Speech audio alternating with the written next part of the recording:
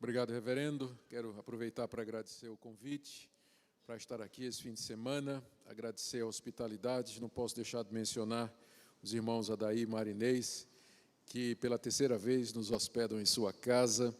O pastor estava perguntando se eu podia voltar segundo semestre do ano que vem para um evento especial aqui. Eu disse, com a condição de que eu fique lá no hotel Adair e Marinês. Então, nessa condição, a Minca e eu voltaremos com muita alegria. Muito obrigado ao casal pela hospitalidade, pelos demais irmãos que nos acolheram com tanto carinho. Meus irmãos, agora à noite nós iremos terminar nossa série de mensagens no Sermão Escatológico de Jesus, Marcos 13, e eu convido então a sua atenção para a leitura da parte final, que se encontra do verso 28 ao verso 37. Marcos 13, de 28 a 37. Palavras do Senhor Jesus aos seus discípulos, depois de falar a respeito dos sinais da sua vinda, a grande tribulação, descrever o seu retorno. Ele diz: Aprendei, pois, a parábola da figueira.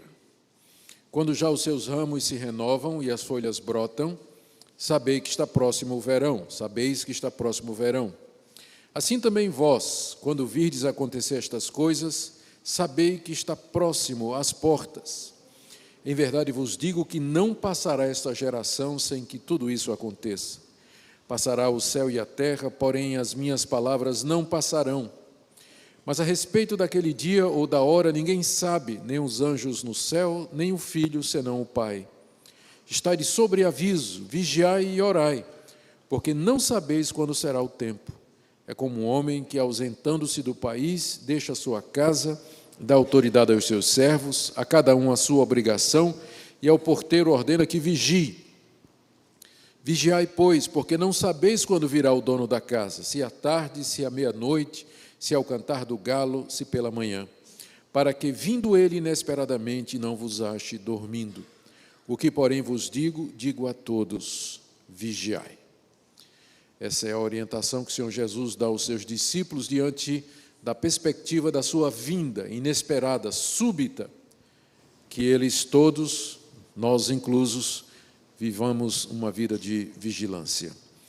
Ó Deus, pedimos que o Senhor nos oriente agora, que Teu Espírito supervisione a exposição da Tua palavra, abrindo o nosso entendimento, fazendo com que a Tua palavra se torne eficaz em nossos corações, para a salvação de pecadores, a edificação da igreja e, acima de tudo, glória para o Teu nome. É o que pedimos em nome de Jesus. Amém. Muito bem. Eu gostaria de começar trazendo aqui para vocês, lembrando o esboço do sermão escatológico. O que é que nós já vimos? Nós dividimos o sermão escatológico de Jesus, que são aquelas palavras que ele proferiu no Monte das Oliveiras, em resposta a uma indagação dos seus discípulos, dividimos em 5 partes. Na primeira parte, Jesus fala a respeito da destruição do Templo de Jerusalém. Eles estavam saindo de Jerusalém para o Monte das Oliveiras, como era o costume de Jesus. Aquela era a última semana de Jesus aqui nesse mundo. Em breve ele seria traído, entregue, julgado, condenado, crucificado, morto. E, ao seguir o caminho de sempre, passaram em frente ao Templo de Jerusalém. O templo estava em reforma, era conhecido como o Templo de Herodes. Já há alguns anos que o rei Herodes vinha fazendo um retrofit do templo, por assim dizer, embelezado o templo, havia ampliado as instalações, trazido material do estrangeiro para isso, pedras enormes, brancas, muito ouro, prata, material precioso foi usado por Herodes para a ampliação e embelezamento daquele que era o segundo templo. O primeiro, de Salomão, tinha sido destruído com a invasão dos assírios e babilônicos 600 anos antes. Houve a reconstrução por Esdras e Neemias, um templo acanhado, não era essas coisas todas. E Herodes, então, o amplia e o embeleza, a ponto de ser uma obra de grande brilho e esplendor, que impressionou os discípulos de Jesus. que, passando diante dele, chamaram a atenção do Senhor para as pedras, as construções que estavam sendo feitas ali no templo. E eles recebem uma resposta surpreendente de Jesus. Vocês não estão vendo todas estas coisas aqui? Não vai ficar uma pedra em cima da outra. Tudo vai ser destruído. E os discípulos, então, ficaram bastante preocupados com aquilo, porque a destruição do templo significava algo extremamente catastrófico para eles, porque eles todos eram judeus. Eles entendiam que o templo havia sido ordenado por Deus, e de fato havia sido. Lá no templo estava o altar, onde 3 vezes ao dia eram oferecidos sacrifícios a Deus pelo pecado do povo. Era ali que ministravam os sacerdotes, era feita a exposição da lei pelos sacerdotes ali. Era ali que o povo vinha adorar a Deus, cantar os louvores de Deus, e agora Jesus estava dizendo que aquilo tudo ia ser destruído. Então, quando chegaram no alto do monte, eles se aproximaram de Jesus. Na verdade, mandaram 4, um petit comité dos discípulos mais íntimos de Jesus, para perguntar a Jesus quando é que ia ser a destruição do templo e quando então seria, que sinal haveria da destruição do templo, do fim do mundo e da vinda de Jesus, porque eles entenderam que estas coisas todas estavam ligadas entre si. O que Jesus, na verdade, estava predizendo não era só a destruição do templo, mas para o judeu a destruição do templo coincidia com a destruição, com o fim do mundo, coincidia com o término daquela era e a chegada do Messias. Por isso eles fizeram essa pergunta.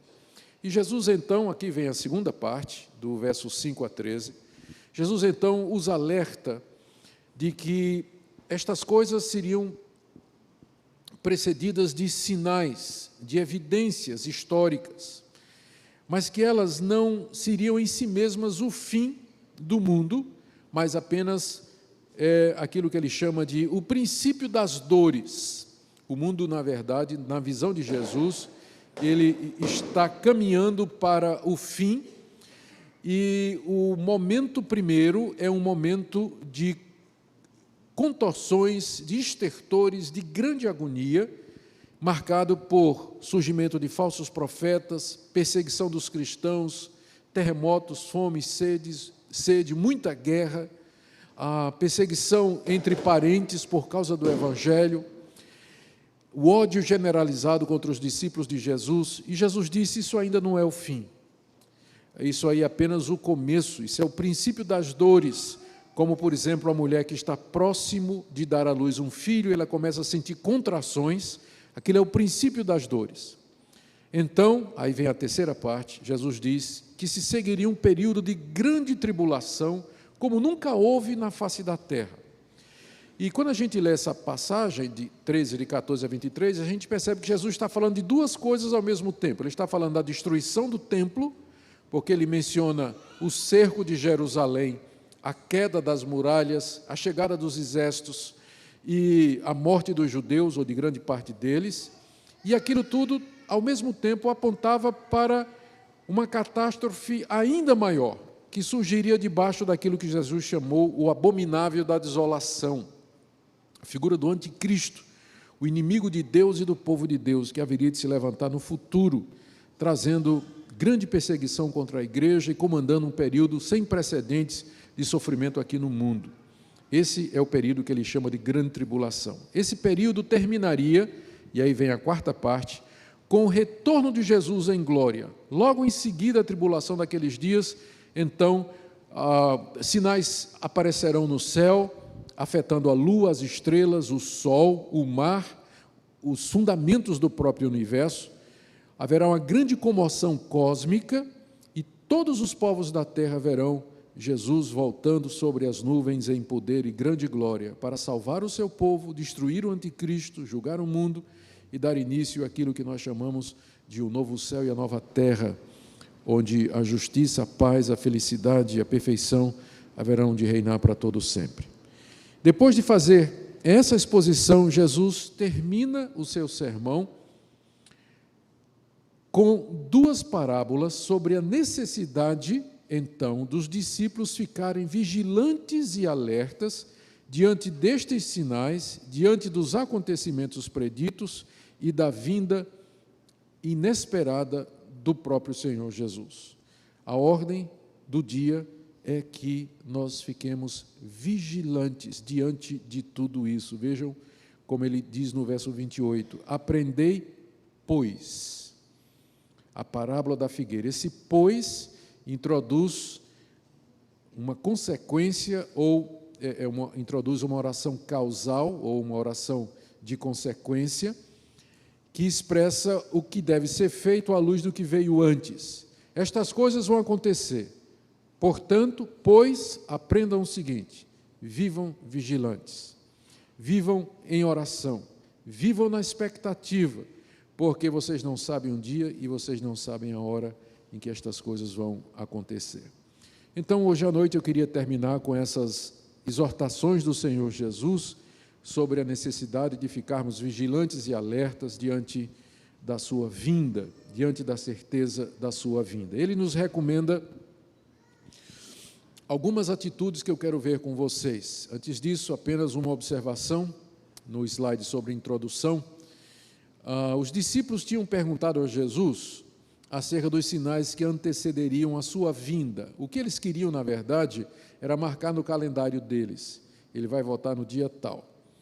E a gente sabe que eles tinham essa preocupação porque, em outra ocasião, quando Jesus disse que eles receberiam o Espírito Santo, veja só como é que eles reagiram. O diálogo está em Atos, capítulo 1, de 4 a 7, está projetado aí. Jesus disse, João, na verdade, batizou com água, mas vós sereis batizados com o Espírito Santo não muito depois desses dias.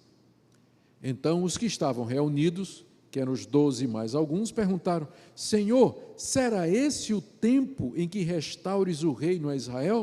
Ou seja, o tempo todo eles estavam querendo saber quando. Quando é que isso vai ser? Resposta de Jesus, não vos compete conhecer tempos ou épocas que o Pai reservou pela sua exclusiva autoridade. Então, vocês veem que era uma preocupação deles, e com certeza sempre foi uma preocupação da igreja, saber exatamente quando Jesus voltar. Eu vou dar a vocês aí uns 10 a 20 exemplos de tentativas de marcação de data que já foi feita, e como elas não acertaram, não é? Eu diria até infelizmente, não é? Porque era bom que o Senhor Jesus já tivesse voltado. Mas, de qualquer forma, eles erraram até agora. Não sabemos se um dia vão acertar. Mas 4 atitudes, então, que nós veremos que o Senhor Jesus dá para o seu povo. Ele não deu um calendário com datas, mas sinais que confirmavam e asseguravam sua vinda e do fim do mundo. Vamos lembrar o que ele falou. Falsos profetas, guerras, terremotos, fomes, pestes, perseguição e martírio dos discípulos, destruição do templo de Jerusalém, o abominável da desolação, a grande tribulação, catástrofes cósmicas nos céus e na terra, e agora ele nos ensina como devemos nos portar diante disso, pois, é o que ele diz aí. Primeira coisa, está aí, nós temos que entender os sinais dos tempos, versos 28 e 29. Aprendei, pois, a parábola da figueira. Quando já os seus ramos se renovam e as folhas brotam, sabeis que está próximo o verão. Assim também vós, quando virdes acontecer estas coisas, sabei que está próximo às portas. Naquele tempo era possível prever a proximidade do verão simplesmente observando as árvores, em particular a figueira. A figueira é uma das árvores mais populares em Israel. Na verdade, ela era um dos símbolos da nação israelita. No Antigo Testamento, várias vezes os profetas fizeram parábolas ou ilustrações a respeito da nação de Israel, usando a figueira como exemplo. Uma das parábolas mais populares é do homem que planta árvores como figueiras, por exemplo, espera que ela dê fruto, não dá, e então manda arrancá-la. E a referência era, evidentemente, a nação de Israel. A figueira, ela tinha uma característica. Durante o inverno, ela secava, ela perdia todas as folhas. Final do inverno, então, primeiro do que as outras árvores, ela começava a se renovar. Os ramos começavam a reverdecer e as folhas começavam a brotar. E aquele era o sinal para as pessoas daquela época, para os judeus, de que o verão estava chegando. Eles sabiam disso observando a figueira. Quando os ramos se renovavam e as folhas começavam a brotar, eles diziam: pronto, o verão está chegando, porque a figueira já está brotando. Da mesma forma que eles eram capazes de prever a chegada do verão observando a figueira, Jesus diz que eles deveriam ser capazes de observar a proximidade da sua vinda, observando os tempos, os sinais do tempo, como eles falam aqui, verso 29. Assim também vós, quando virdes acontecer estas coisas, sabei que está próximo, às portas.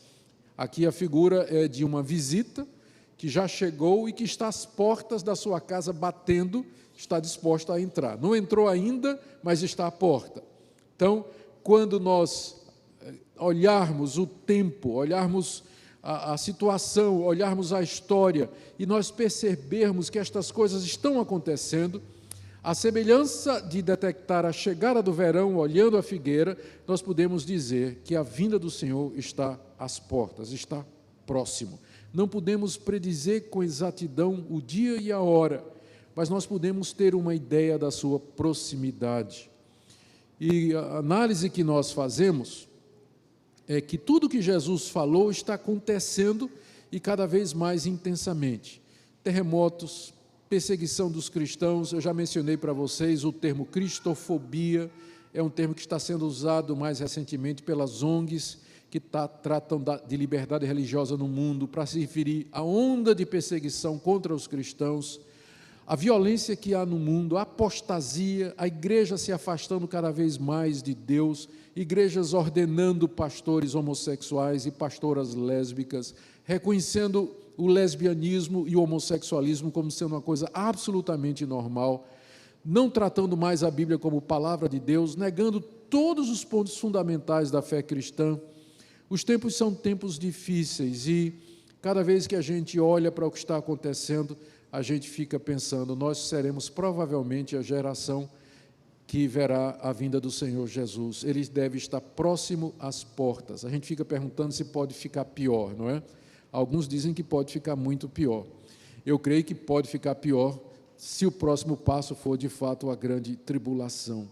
Mas nós vivemos nessa expectativa. Cada geração que analisou a história, ela sentiu a proximidade da vinda do Senhor Jesus por causa da intensidade cada vez maior com que estas coisas aconteciam. Por isso, o nosso coração deve viver sempre em suspense. E aqui, algumas orientações. Alguém já disse que o cristão ele tem que ter a Bíblia na mão e o jornal na outra.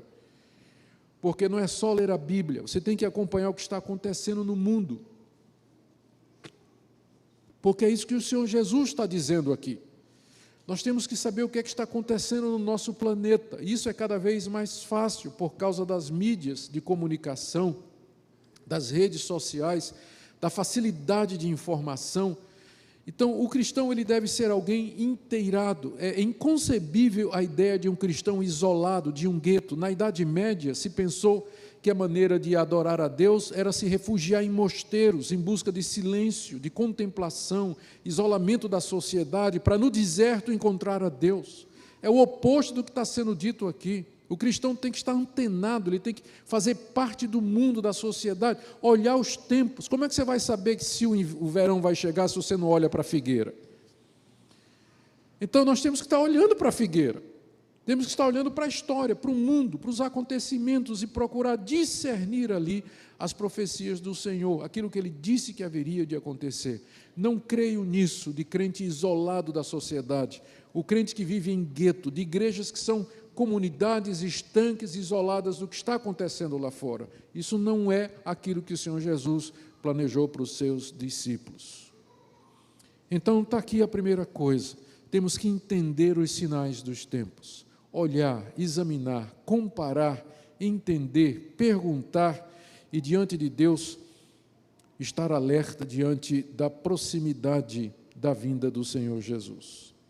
Segunda coisa que Ele nos ensina, ou a segunda atitude que Ele recomendou aos seus discípulos, é de que eles estivessem absolutamente certos de que tudo haveria de acontecer como Ele disse. Está aí no verso 30 e 31. Em verdade vos digo que não passará esta geração sem que tudo isso aconteça. Passará o céu e a terra, porém as minhas palavras não passarão. Essas passagens, esses dois versículos, especialmente o verso 30, ele traz algumas dificuldades de compreensão. Jesus começa essa parte dizendo, em verdade vos digo. Ele sempre usou essa expressão, em verdade vos digo, toda vez que ele quis transmitir alguma coisa com extrema seriedade e certeza. É uma fórmula introdutória de uma declaração solene. Jesus sempre usa essa fórmula introdutória quando ele quer apresentar uma verdade solene, que ele quer que os discípulos ouçam e guardem no coração. E o que é que ele introduz com esta fórmula? Ele diz, não passará esta geração sem que tudo isso aconteça. Por mais que a gente tente outra explicação, a explicação mais simples dessa expressão é que Jesus estava se referindo às pessoas da sua época. O que ele estava dizendo era que as pessoas que o estavam escutando ali, elas não morreriam sem que vissem o cumprimento destas coisas. Então, essa é a explicação mais simples. Não quer dizer que aquelas pessoas viram a plenitude do cumprimento daquilo que Jesus falou. Mas se Jesus estava se referindo à destruição do templo, eles viram. Aconteceu 30 anos depois. Se Pedro tinha 30 anos de idade quando ouviu Jesus falar estas palavras, ele tinha 60 quando o templo foi destruído. Destruição do templo, aparecimento de falsos profetas, não demorou 5 anos, 10 anos da morte de Jesus e começaram a aparecer os falsos profetas. Já na época dos apóstolos, já tinha falsos profetas infiltrados na igreja, trazendo uma mensagem diferente daquela de Jesus. Perseguição, é só ler o livro de Atos. O livro de Atos narra que, como lá mesmo em Jerusalém, 1 ano depois da morte de Jesus, menos 40 dias depois da morte, 40 não, morreu na Páscoa, Pentecostes, não é isso? 50 dias depois da morte de Jesus, vamos dizer 60 dias depois que ele falou essas palavras, já começou a perseguição contra os seus discípulos lá em Jerusalém, ódio aos cristãos, a evangelização do mundo, guerras, antes mesmo da destruição do templo no ano 70, antes disso, guerras começaram a irromper no Império Romano. Eu falei da erupção do vulcão Vesúvio, também no ano 70. Então, dentro daquela geração, estes sinais começaram a acontecer, como prova daquilo que Jesus havia falado a verdade. Em seguida, ele faz uma declaração extraordinária, verso 31. Passará o céu e a terra, porém as minhas palavras não passarão. Gente, pensa bem. Jesus dizer isso, que as palavras dele permaneceriam mesmo quando o mundo fosse destruído, eu volto àquilo que eu venho dizendo desde o início. Ou ele era louco, megalomaníaco, ou ele era Deus. E diante de nós está a escolha. O que é que nós vamos pensar a respeito de Jesus? O que é que você pensaria de um homem que dissesse o seguinte, as palavras que eu estou dizendo, elas vão continuar eternidade afora, mesmo quando o mundo tiver passado. Somente Deus tem esse poder. Essa é uma prerrogativa de Deus, a eternidade. E Jesus aqui declara, é uma declaração da sua divindade aqui, que as suas palavras não haverão de passar. Essas palavras foram ditas há 2000 anos, continuam valendo e continuarão a valer eternidade afora, ainda que o mundo passe. Por isso nós podemos ter certeza absoluta de que tudo vai acontecer como Jesus disse. Primeiro, porque as coisas que ele falou se cumpriram e foram vistas por aquela geração. Segundo, porque a sua palavra é a palavra de Deus, permanece para todo sempre. Você pode apostar a sua alma nas palavras de Jesus. Você pode confiar o seu futuro e a sua vida nisso que está escrito aqui. Ter isso como referência e base da sua vida daqui para frente, porque são palavras verdadeiras e duradouras, elas não são enganosas, elas não são fúteis, elas não são vãs. Podemos ter certeza absoluta, então, de tudo que o Senhor Jesus nos disse, que vai acontecer como Ele falou. Primeiro, então, Ele nos diz, vigiem observando os sinais dos tempos. Segunda coisa que ele diz, tenham certeza de que vai acontecer exatamente como eu disse. Terceira atitude: resistam à tentação de marcar uma data. Porque um evento desse, o pessoal fica querendo saber mais, não é? Resistam à tentação de marcar uma data. Isso ele diz no verso 32. Mas, a respeito daquele dia ou da hora, ninguém sabe, nem os anjos no céu, nem o Filho, senão o Pai. Esse mais aí introduz uma comparação ou uma alternativa. Ele tinha dito que o céu e a terra haveriam de passar, mas as suas palavras não passariam. Com isso ele estava dizendo que a sua vinda era certa. E aí, é claro, se é uma coisa certa, então Jesus nos diz quando vai ser. Ele disse, mas a data ninguém sabe. Por isso mais aí, não é? É um evento certo, porém a data não foi marcada para os homens. E aqui ele menciona 4 pessoas. Ele diz, os anjos, primeiro, ninguém sabe, ou seja, não tem ser humano, não tem pessoa alguma que já viveu, vive ou viverá, que sabe o dia e a hora desse grande evento. Segundo, os próprios anjos não sabem disso. Os anjos são mensageiros de Deus, eles privam da face de Deus, estão diante de Deus, servem a Deus nos céus, eles são mais íntimos de Deus, por assim dizer, do que a raça humana é no estado presente, mas nem aos anjos Deus contou esse segredo. Talvez porque algum deles se desvie e possa chegar aqui e soprar no ouvido de algum homem, não é? Então, para evitar a fofoca, Deus não contou nem aos anjos. Os anjos não sabem. Em terceiro, e aqui nos surpreende, nem o Filho sabe. O Filho aqui é o próprio Jesus, e vê que ele já chama para si o título de Filho de Deus. A pergunta é que se ele é o Filho de Deus, e portanto Deus, uma das 3 pessoas da Trindade, haveria alguma coisa que Jesus, o Filho de Deus, não saberia, sendo ele a segunda pessoa da Trindade? O que é que o Pai sabe que o Filho não sabe? E que o Espírito Santo não sabe? A resposta que tem sido dada é que Cristo aqui está falando a partir da sua humanidade. A Bíblia nos ensina que ele, sendo Deus, ele tomou a forma humana, ele se humilhou, e ao fazer isso ele se limitou. E ele, como homem, só sabe aquilo que a sua natureza divina lhe transmite. E algumas coisas não lhe foram transmitidas enquanto ele estava aqui. Eu, particularmente, acho que naquele episódio em que uma mulher toca Jesus no meio da multidão e é curada, e que Jesus olha em redor e ele pergunta, quem é que me tocou? Que aquela foi uma pergunta sincera.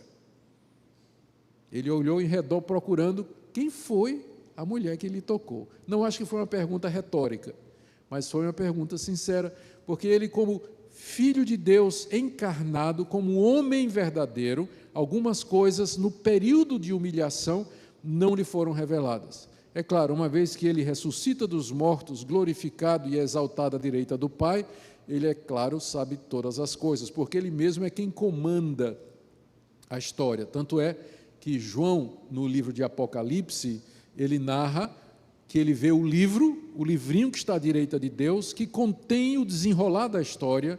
Ninguém pode abrir o livro, mas se apresenta então um cordeiro que abre os 7 selos do livro que traz o desenrolar da história. Quer dizer, Cristo, exaltado à direita de Deus, agora ele comanda a história, ele faz com que a história siga o rumo pelo Pai traçado. Então ele agora sabe esse segredo, mas quando ele falou para os discípulos, de fato, ele não sabia. O segredo dessa data tem alguns motivos. Primeiro, preservar a soberania de Deus. É Deus que tem essa data, porque é Ele que controla o universo e Ele não quis compartilhar esse conhecimento com a raça humana e nem com os anjos. É alguma coisa que Ele reservou para a sua própria autoridade, porque Ele é Deus. Segundo, com isso Ele nos mantém a todos vigilantes, porque nós não sabemos quando. Por isso ele mantém a igreja em todas as épocas atenta e preparada para a qualquer momento se deparar com a vinda de Cristo Jesus. Para isso, então, isso serve para provocar vigilância, também para surpreender os ímpios, os incrédulos e Satanás, porque numa hora que eles não imaginam, quando eles disserem paz, paz, segurança, quando eles pensarem que tiverem destruído os cristãos e o nome de Deus, de repente lhes sobrevirá repentina destruição. Deus quer tomar os seus inimigos de surpresa, para destruí-los, vingar a igreja, vingar o seu nome.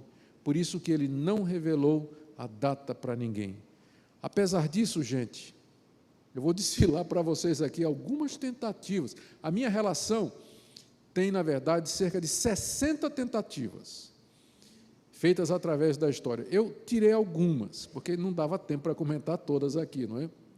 Veja só, no ano 53, a igreja dos Tessalonicenses interpretou mal o que Paulo tinha falado, e eles começaram a dizer, Cristo vai voltar rapidinho, é agora. Venderam casas, pararam de trabalhar, já está lá na segunda. Aí Paulo teve que escrever a segunda carta, dizendo, meus irmãos, não é agora, porque o Senhor não voltará antes que se levante o anticristo, o filho da perdição, o iníquo, não vai ser ainda agora. Já no ano 53, já houve o primeiro alvoroço com relação à vinda do Senhor Jesus. No ano 500, um sacerdote romano que viveu, no século II, um sacerdote romano previu que Cristo retornaria no ano 500 com base das dimensões da Arca de Noé. Ele fez um cálculo lá, a arca mede tanto por tanto, a arca lá em Pedro é dito que é símbolo do batismo, que salva, tal, fez a conta, deu 500. Não é? Então, é uma das primeiras tentativas, já no século II, de prever a data, a vinda de Cristo. Quando chegou o ano 1000, foi o maior índice de histeria sobre o retorno de Cristo. É que não dá para dizer para vocês aqui o detalhe, mas centenas de previsões a respeito da vinda de Cristo e do fim do mundo no ano 100. Nos meses finais de 999, agosto, setembro, outubro, novembro, dezembro, o pessoal vendeu propriedade, deram para os pobres, enxames de peregrinos foram para Jerusalém para se encontrar com Jesus, os presos foram libertados, o pessoal não semeou naquele ano, não plantou nada, e foram lá para Jerusalém para se encontrar com Jesus no ano 1000, não é? Um milênio, marcando a vinda de Cristo. Não voltou, não voltou. Passando, na Idade Média não faltou exemplos, mas eu vou pular aqui para o mais recente. William Miller determinou que a segunda vinda iria acontecer em algum momento entre o ano 1843 e 1844. Esse Miller, para quem não sabe, é o fundador do Adventismo do Sétimo Dia. Ele não fundou a Igreja Adventista, primeiro ele fundou um movimento chamado Millerismo. Primeira etapa, ele determinou a vinda de Cristo para 1843. Cristo não veio, e aí ele viu que tinha feito um cálculo errado e disse, não, é 1844. E aí houve uma grande expectativa, e quando Cristo não veio, aconteceu uma grande, eles chamam de o dia da grande decepção. E muita gente abandonou o Miller, quis voltar para as igrejas, porque tinha muita gente das igrejas, presbiteriana, batista, tudo seguindo o Miller, né, por causa dessa data. Aí apareceu uma mulher chamada Ellen White, que se dizia profetisa, e ela disse que teve uma visão de que Cristo de fato voltou em 1844, só que ele foi para o santuário celeste, para fazer a investigação pelos nossos pecados. E é o que ele está fazendo até agora, segundo ela, né? Então, eu mencionei isso na mensagem anterior. Em 1833, houve uma chuva de meteoro espetacular, que deu um movimento, um bom empurrão para frente, não é? 10 anos antes, então o pessoal já começou a se preparar, mas houve um fracasso. As testemunhas de Jeová, começando com Russell, que é o fundador das Testemunhas de Jeová, ele predisse a vinda de Jesus várias vezes. A primeira data que ele marcou foi 1874. Jesus não voltou, ele marcou 1878. Não voltou, 1881. não votou em 1910, aí já eram os seguidores dele. 1914, 1918, 1925, 1975, 1984, e a última data que as testemunhas de Jeová marcaram foi 1994.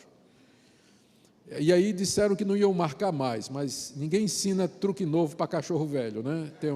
Tem para mim que eles vão voltar a marcar uma data aí. Mas testemunhos de Jeová são os campeões de marcar data da vinda de Cristo e não dá certo. Bom, continuando. Tem um aqui que eu não coloquei, mas é pitoresco.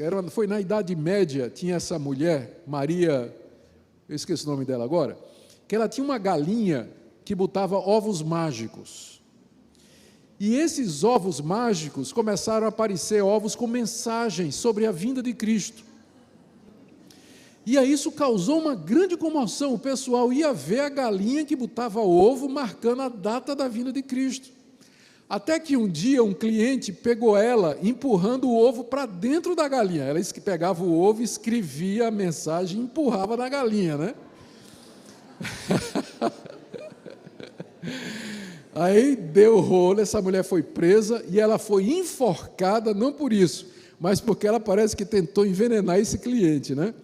O que ninguém sabe é se a galinha ofendida participou do julgamento dela, mas ela foi enforcada por conta dessas coisas aí. Quem não lembra, quem é antigo como eu, lembra de 1982, o que é que era? O alinhamento dos planetas, né? Dizia, é a vinda de Cristo, os planetas vão se alinhar, e aí Cristo vai voltar feito num corrimão, né? Assim, pelos planetas, ele vai chegar direto na Terra. 1988, quem não lembra? Hal Lindsey, O Fim do Grande Planeta Terra, e Edgar Whisenant, 88 razões porque o arrebatamento é em 1988. Esses livros venderam milhões de cópias, e o cálculo dele era muito simples. O retorno de Israel à Terra com mais 40 anos, 1988. Porque 40 anos é uma geração, Jesus tinha dito não passar essa geração sem que tudo isso aconteça, fez a conta. Gente, até o pastor da minha igreja na época, não vou dizer quem era, até o pastor da minha igreja na época falou a respeito da vinda de Jesus nesse ano. A coisa pegou mesmo no meio evangélico, né? Foi uma grande decepção. O pastor John Hinkle, da Igreja de Cristo em Los Angeles, também causou uma grande agitação quando anunciou que tinha recebido uma visão de Deus dizendo que o dia seria 9 de junho de 1994. 5 de maio de 2000, outra vez, teve o alinhamento dos planetas, não é? E disseram que isso faria com que a Terra sofresse terremotos, erupções vulcânicas e outras coisas diversas. Não aconteceu.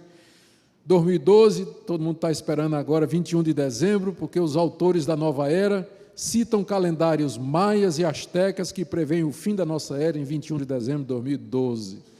Há centenas de outras previsões através da história. E a gente não entende como é que os autores da nova era façam isso, a gente compreende. Mas que cristãos façam isso diante da advertência clara de Jesus, aqui no texto, vamos ler outra vez, verso 32, a respeito daquele dia ou da hora, ninguém sabe. Nem os anjos no céu, nem o Filho, senão o Pai. Alguns dos que marcaram data disseram assim, Jesus está falando aqui do dia e da hora, eu não estou marcando nem o dia nem a hora, estou marcando o mês e o ano. Não é? Eu acho que quando Jesus quis dizer ninguém sabe o dia e a hora, é que ninguém sabe data alguma, ninguém sabe o momento exato em que isso vai acontecer. Mas sempre esse assunto tem provocado essa euforia, essa histeria através da história. O Senhor Jesus nos adverte a não tentar marcar data. Cuidado com falsos profetas que tentam enganar o povo. Terceira atitude, temos que vigiar dia e noite. Na verdade, desculpe, é a quarta atitude, é a última. Versos 33 a 37. Estai de sobreaviso, vigiai e orai, porque não sabeis quando será o tempo. É como um homem que, ausentando-se do país, deixa sua casa, dá autoridade aos seus servos, e cada um a sua obrigação, e ao porteiro ordena que vigie. Vigiai, pois, porque não sabeis quando virá o dono da casa, se à tarde, se à meia-noite, se ao cantar do galo, se pela manhã, para que, vindo ele inesperadamente, não vos ache dormindo. O que, porém, vos digo a todos, vigiai. Jesus contou, então, duas parábolas para ensinar vigilância. A primeira da figueira, observando-a, sabemos que o verão chega, observando o tempo, então podemos dizer que a vinda do Senhor está próxima. E a segunda parábola é essa história de um homem rico, que faz uma viagem, chama os seus servos e a cada um dá a sua obrigação.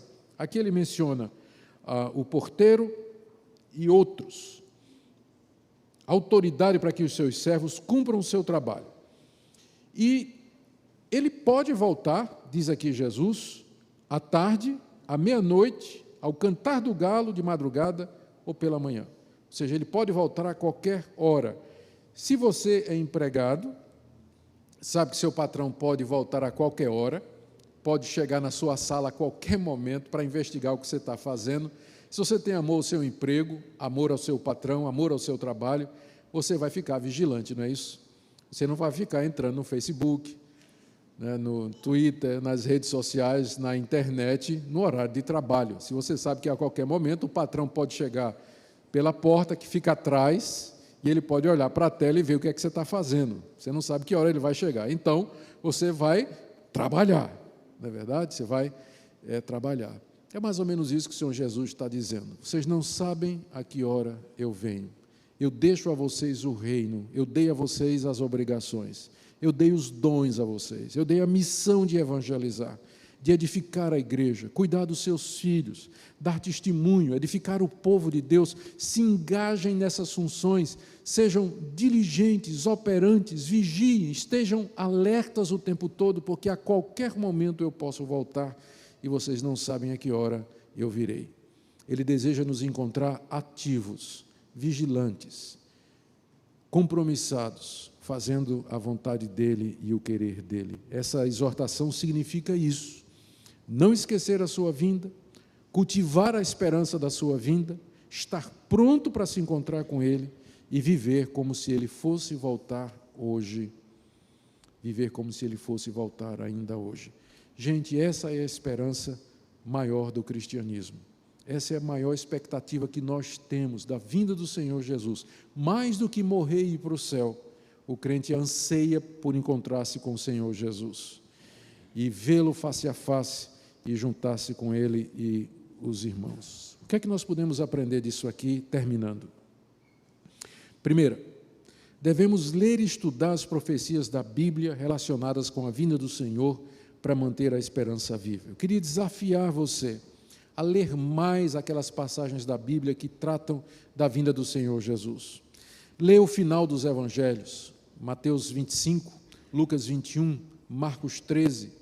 Leia o livro de Apocalipse, leia as duas cartas aos Tessalonicenses, leia a primeira de João, que faz referência. Você tem que ler a Bíblia toda, mas dê um lugar especial para aqueles textos do Novo Testamento e mesmo do Antigo, nos profetas, particularmente Isaías e Daniel, que falam a respeito do fim de todas as coisas. Essa é a melhor maneira de você manter a esperança viva, pensar e refletir a respeito da vinda do Senhor Jesus. Junto com isso, seja um crente por dentro do que está acontecendo no mundo. Veja o que é que está acontecendo na Europa agora, o derretimento da União Europeia, a situação cada vez mais intensa nos países árabes, com o surgimento da cristandade muçulmana ou islâmica, muito mais radical do que os governos daqueles países que eles tomaram, que pode representar uma ameaça terrível aos cristãos. O crescimento da China, né, dos países emergentes. Não sei se vocês sabiam, por exemplo, que já houve uma mudança geográfica na distribuição do cristianismo, naquilo que é chamado agora o sul global. O eixo do cristianismo deslocou-se do norte, Estados Unidos e Europa, e hoje há mais cristãos no sul. América Latina, Brasil, África, parte da Ásia, parte da China, Coreia, Japão. O número de cristãos da linha do Equador para baixo hoje é maior do que que está no norte. Isso é a maior mudança geográfica do cristianismo nos últimos 2000 anos, e aconteceu de 50 anos para cá. Você sabia disso? O que é que isso implica? Implica que o centro do cristianismo está aqui agora. Implica que o Brasil está no centro disso. O Brasil hoje é um dos países onde o evangelho mais cresce. É um país que está se... Nós já estamos mandando mais missionários para fora do que aqueles países que costumavam nos mandar missionários. Hoje nós não estamos tanto recebendo missionários, estamos mandando muito mais missionários do que recebendo. Então, houve mudanças no mundo nos 50 anos para cá, e nós devíamos todos estar alertas para isso e ver o que é que isso significa. Significa que você tem que sair do seu mundinho, não é? Você tem que se tornar um cristão global, né? Tem que sair do seu mundinho, da sua vidinha fechada, dos seus interesses particulares e pessoais, e você tem que olhar o mundo, porque você faz parte de uma realidade que tem a ver com o mundo todo. Você faz parte de um organismo que está no centro da história, que é a Igreja de Cristo, e para quem Deus tem planos extraordinários. Segunda lição: não nos acostumemos com esse mundo como se fôssemos viver aqui para sempre. É muito bom você lutar para ter sua casa própria, é muito bom você lutar para ter o seu terreno, a sua propriedade, é muito bom você ter filhos e netos, é maravilhoso, mas isso tudo é provisório. Aqui não é o nosso lar, nós estamos de passagem, nós estamos apenas aguardando. Aqui nós deveríamos ver como sendo o tempo de transição, enquanto nós aguardamos a chegada do que é real, duradouro e verdadeiro. Terceiro, ponha, portanto, o seu coração no Senhor Jesus e no mundo vindouro. Viva na expectativa da vinda dele, porque onde está o seu coração, o seu tesouro, ali estará também o seu coração. Qual a razão da sua existência? O que é que lhe traz alegria? O que é que o motiva? O que é que está por detrás das suas ações? Deveria ser o Senhor e a sua vinda. E por último, procuremos mostrar a todos a necessidade de arrependimento em fé em Jesus Cristo, Senhor, que um dia voltará para julgar os vivos e os mortos e dar a cada um de acordo com as suas obras. Maranata, vem, Senhor Jesus. Ó Deus, muito obrigado pela Tua palavra, nos ajuda, Senhor, a viver na expectativa, nos ajuda a sair do nosso mundinho para olhar a realidade mundial que nos cerca, a estar preparados para ver os sinais da figueira, sabendo que o verão se aproxima. Nos ajuda, Senhor, a falar de Ti para outras pessoas, nos ajuda a ter no coração estas promessas, que elas controlem a nossa vida, que sejas Tu, a razão da nossa esperança, da nossa vida aqui nesse mundo. Obrigado por esse tempo juntos. Maranata, em nome de Jesus. Amém. Como é culto, nós não teremos perguntas hoje, tá bom? Deus abençoe.